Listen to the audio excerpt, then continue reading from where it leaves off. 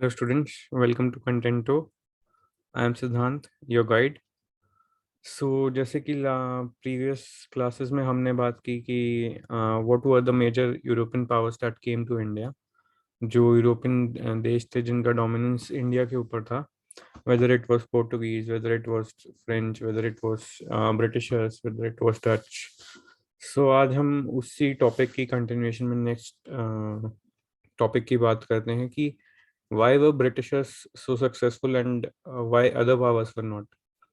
कि अंग्रेज क्यों इतने सक्सेसफुल रहे और बाकी जो यूरोपियन पावर्स थी, डच थी, वेदर फ्रेंच थी, क्यों इतने सक्सेसफुल नहीं रहे। तो आइए शुरू करते हैं।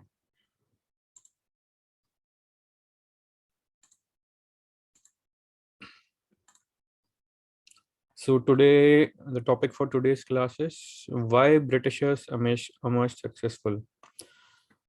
अंग्रेजों के सफल रहने का क्या कारण थे कि क्यों पोर्टुगीज और क्यों फ्रेंच नहीं रह पाए और क्यों अंग्रेज रह पाए। हमें पहले समझना चाहिए कि उनका ढांचा क्या था, मेन रीजन क्या थे उनकी सक्सेस के। तभी हम समझ पाएंगे कि ब्रिटिशर्स इतने पावरफुल कैसे हुए, डोमिनेंट कैसे हुए, उनकी स्ट्रैटेजीज क्या थी। तो उसको समझने के लिए हमें सबसे पहले ये चीज़ भी देखनी चाहिए कि ब्रिटिशर्स अकेले ऐसे पावर थे जिनकी कंपनी जो थी, it was private enterprise. The English company was a private enterprise with a sense of enthusiasm called self-confidence and less governmental control over it। तो सबसे बड़ी बात, सबसे बड़ा रीज़न ये था कि बाकी जो कंपनीज थी, whether it was French East India company और other company, they were controlled by government. वो गवर्नमेंट के कंट्रोल से कंट्रोल होती थी।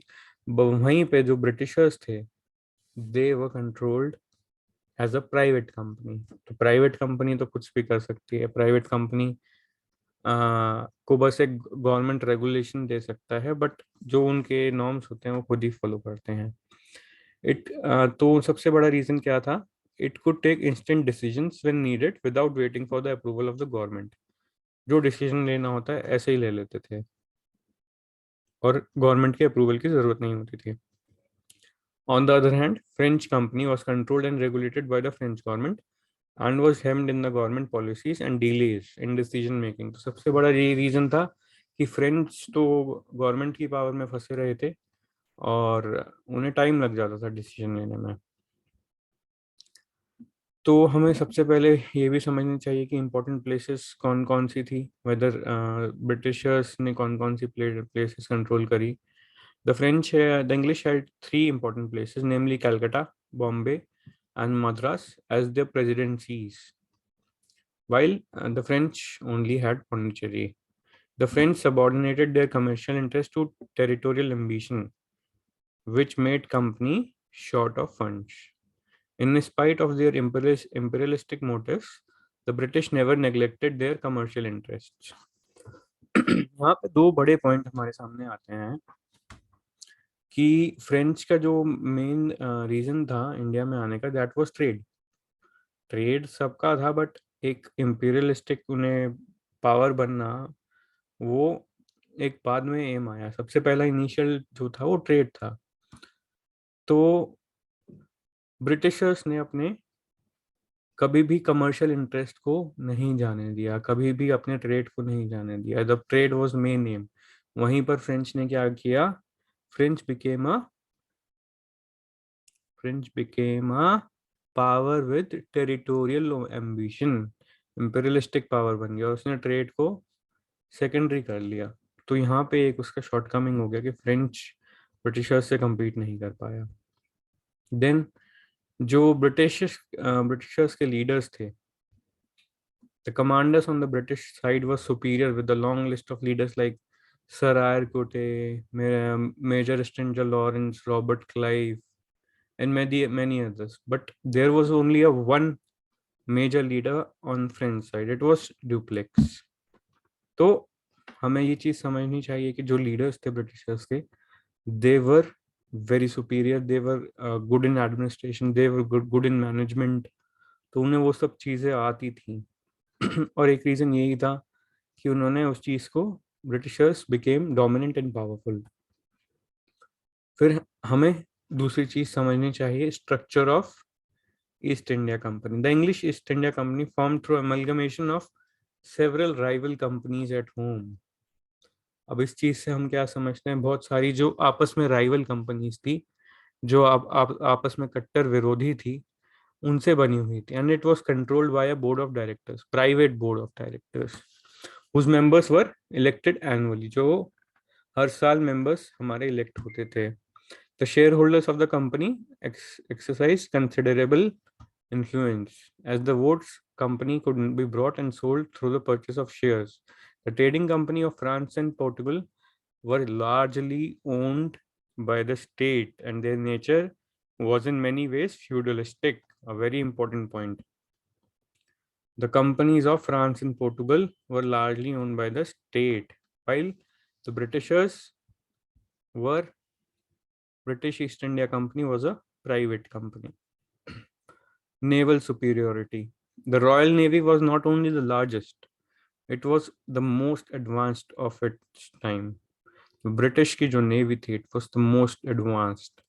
The victory against the Spanish Armada and against the French Trafalgar has put the Royal Navy at the peak of European naval forces. A very important point. Naval superiority. Exam point of view से बहुत important. The victory against the Spanish Armada and against the French Trafalgar has put the Royal Navy at the peak of the European naval forces. उस time पे European बाकी European powers को कोई टक्कर नहीं देने वाला था। Britishers were the most powerful, had a most powerful navy, had great leaders थे, और सबसे बड़ी बात वो प्राइवेट कंपनी थी। तो कुछ रीजन ये थे जिससे वो बहुत डोमिनेंट बन गई। Industrial revolution. The industrial revolution started in England in the early 18th century with invention of new machines like the spinning jenny, steam engine, power loom, and several other. One of the major reasons that British dominated the world and not other countries was the industrial revolution. कि industrial revolution जो Britishers का था, that spike जो उसने जो उसको power दी Britain को, it could dominate the entire world, पूरे वर्ल्ड पर कब्जा करने की ताकत दे रही थी, पूरी दुनिया पे कब्जा करने की ताकत दे रही थी, क्योंकि वो क्या कर रहे थे, मशीन्स बना रहे थे, spinning jenny, steam engine, power loom and several other. These machines greatly improved production in the fields, textiles, metallurgy, steam power and agriculture. तो क्या हुआ, ब्रिटिशर्स को यहाँ एक बहुत बड़ी एडवांटेज मिल गई। फिर नेक्स्ट पॉइंट क्या आता है, military skill and discipline. The British soldiers were disciplined, lot, and well trained. The British commanders were strategists who tried new tactics in warfare. Technological developments equipped the military well. All this combined to enable smaller group of English fighters to defeat large armies. The Britain army was very skilled and disciplined army. एक छोटा सा टुकड़ा एक बहुत बड़ी army के ऊपर हावी हो सकता था। तो एक ये बहुत बड़ा रीजन था कि उनका जो स्किल एंड डिसिप्लिन था, they were well trained and the commanders were strategists of their time. The Robert Clive against Dupleix appeared heavy, and so the major reason, another major reason was military skill and discipline. Stable government. अब चीज़ें हमें India के perspective से भी समझना चाहिए और एक यूरोप के पर्सपेक्टिव से भी समझना चाहिए कि दो चीज़ें आती हैं कि यहाँ पे भी कुछ इवेंट्स हो रहे थे, वहाँ पे भी कुछ इवेंट्स हो रहे थे। तो with the exception of the glorious revolution of 1688, Britain witnessed stable government with efficiency monarchs. Other European nations like France witnessed violent revolution in 1789 and afterwards the Napoleon Wars हुए थे। एक रीज़न ये भी था कि ब्रिटिशर्स जो थे वो रिलीजन को लेके इतने एक्साइटेड नहीं थे, and Britain was less zealous about religion and less interested in spreading Christianity. as compared to Spain, Portugal and Dutch. तो जो स्पेन, पोर्टुगल और डच थे वो मिशनरी पर्पस के लिए भी आ गए, तो उनको लोग लोग एक्सेप्ट नहीं कर पाए. But on the other hand Britishers were more accepting. They continued their trade and commercial interest. And तो एक ये रीज़न था कि वो इंडिया पे डोमिनेट कर पाए, बिकॉज यहाँ पे उन्होंने मिशनरी पर्पस से करा. They were interested in missionary aspects also, but the main reason was not कि उन्होंने ये चीज़ कंटिन्यू रखी. वो अगर जहाँ उस चीज़ को अप्रिसिएट लोग नहीं एक्सेप्ट करते थे तो वो चीज़ से पीछे हो जाते थे. One of the major and innovative reasons why Britain succeeded between 18th and mid-19th century was that it used debt markets to fund its wars.